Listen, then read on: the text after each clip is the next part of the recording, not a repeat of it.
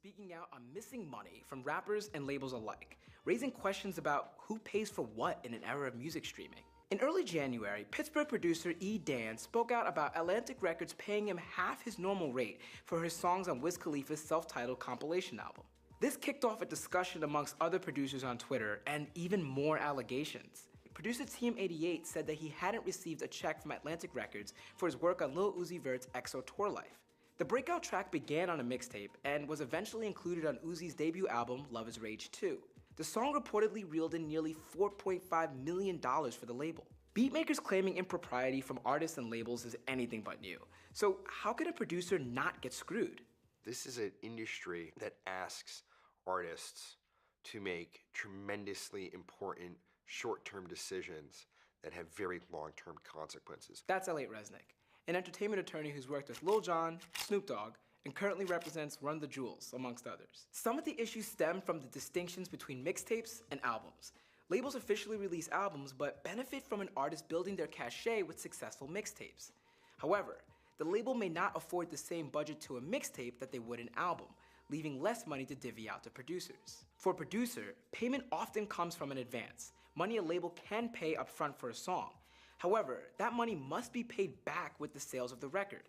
Only after the label has been satisfied can a producer begin to receive royalties. Royalty payments can be split into three areas: mechanical royalties, covering the physical creation of tracks on CDs or records, airplay for digital streams and radio spins, and synchronization for when a song is linked to a TV show, film, or commercial. So the more advanced that you take, the greater the burden that you have to bear in terms of recoupment to get your royalty. Take the smaller advance, it gives you a fighting chance at getting a royalty. And while this might sound complicated, Resnick says most producer deals aren't that complex. But there are very basic parameters inside a producer deal that every producer should know. What am I getting paid up front? What is my royalty? What is my credit? What is my publishing interest? And what is the rate of my publishing? To protect themselves, producers and rappers must learn about the business of music. Or they could find someone with expertise, like a good lawyer, manager, and publisher. To recap, here's how not to get screwed. Figure out where the song might land. A major label may give an album a budget, but not necessarily a mixtape. Find a good lawyer and be clear in your legal agreement on your rate and who's paying you, the artist or their label, and how it will be recouped. Get it all in writing. If you can take a smaller advance, you'll get your royalty money faster, but that doesn't promise any specific amount.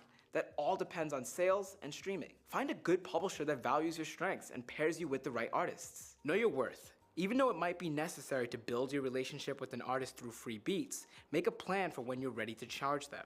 Research the music business you're trying to work in by reading everything. And finally, don't trust that someone else has your best interest at heart, even if they're your friends, because industry rule number 4080, record company people are shady. I'm Jacques Morel with Genius News, bringing you the meaning and the knowledge behind the music.